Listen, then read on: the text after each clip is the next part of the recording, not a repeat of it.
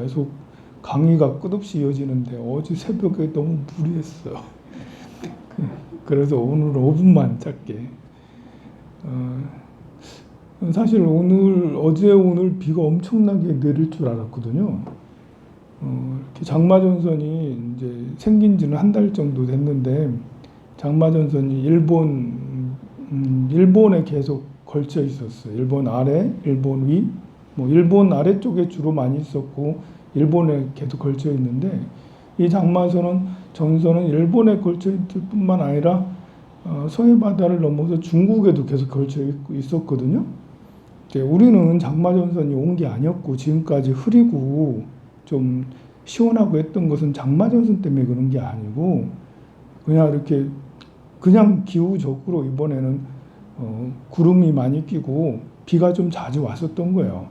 장마전선 올라온 건 지금이 올라온 거예요. 그래서 지금부터 장마 시작이라 할 수 있는데, 이번 장마는 일본에는 엄청나게 비를 많이 뿌렸어요. 중국에도 엄청나게 많이 뿌려가지고 일본은 난리가 났어요.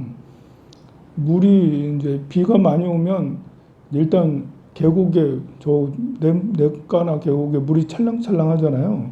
그 수준을 지나서 토사들이 막 이렇게 산을 치고 내려와가지고 수십 개의 가옥을 막 밀쳐 내려가고, 우리는 아직 그런 거 못 봤잖아. 저거 봤었다 예전에. 서울에 보면 우이동에 토사가 산사태가 나가지고, 근데 그거는 약과예요. 그거보다 더 심한 토사가 그냥 계곡처럼 두두두두 내려가는 거예요. 저 산 위에서부터 마치 눈사태가 나서 막 하는 것처럼. 그 산사태랑 조금 다른데요. 그러니까 흙계곡이라고 생각하면 돼. 계곡 물이 아니라 계곡 흙이에요. 그래서 피해가 심각한데, 굉장히 비가 많이 와서 그런 거거든요. 무슨 산상대인가 이런 게 있는데, 그런 게 여러 개 발생됐어요. 뭐냐면, 시간에 100mm 오는 거예요. 1시간에 100mm 오면 물폭탄이 내리는 거잖아요. 그래서 3시간 연속으로 내리면 300mm가 3시간 만에 오는 거예요. 그러면 제가 이렇게 관찰을 해보니까, 울산은 이제 하루에 300mm가 넘어가면 태화강이 위험에 처하더라고. 그래서 하루에 300mm, 350mm 정도면 범람하고 그렇게 돼요. 하루에 400mm가 넘어가면 이제 우리 울산 여기 중구, 남구 대부분의 지역이 침수될 우려가 있어요.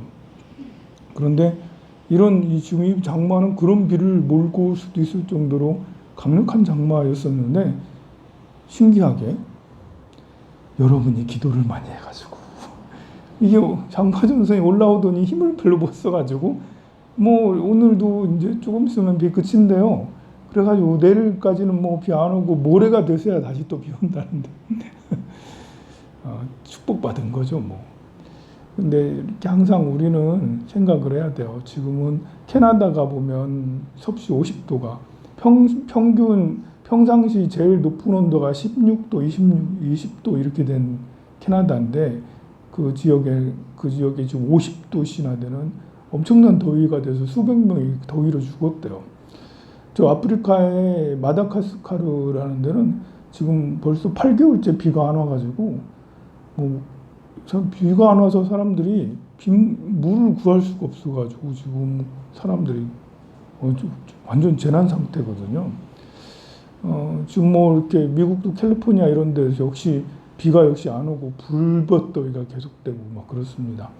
기후 변화가 굉장히 심각한데 불구하고 대한민국은 이렇게 평온할 수가 있나?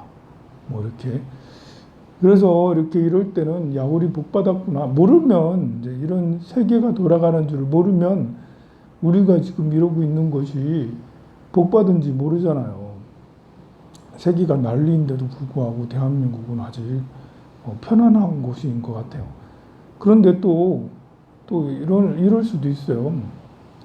재앙은 비켜가는 곳이 없을 수 있다. 없을 수 없다.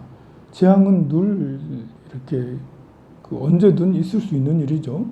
마다가스카르처럼 그렇게 1년 동안 비가 안 올 수도 있는 거예요. 우리도 아니면 뭐 10년 동안 안 올 수도 있는 거고, 티베트 이런 데들처럼 우리 땅만 복받은 땅이야 라고 그렇게 해서 정말 그럼 얼마나 좋겠습니까? 그러나 아닐 수도 있는 거예요. 세상에 복받은 땅은 없을 수 있는 거예요. 그러니 우리에게도 재앙이 생길 수 있다라는 것은 대비하는 게 좋고, 또 재앙이 생겼을 때 누구나 있을 수 있는 일이 나에게도 닥쳤다 라고 생각을 해서 받아들이면 좀 편안할 수가 있어요. 다른 사람은, 다른 나라는 이런 재앙이 없는데 우리만 재앙 닥친다 이렇게 하면 또 억울하거든요. 개인적인 것도 마찬가지죠. 개인적으로 여러분이 경제적인 피해, 건강적인 피해, 뭐 어떤 관계적인 피해를 안 보고 있어서 마음이 편안할 수도 있어요.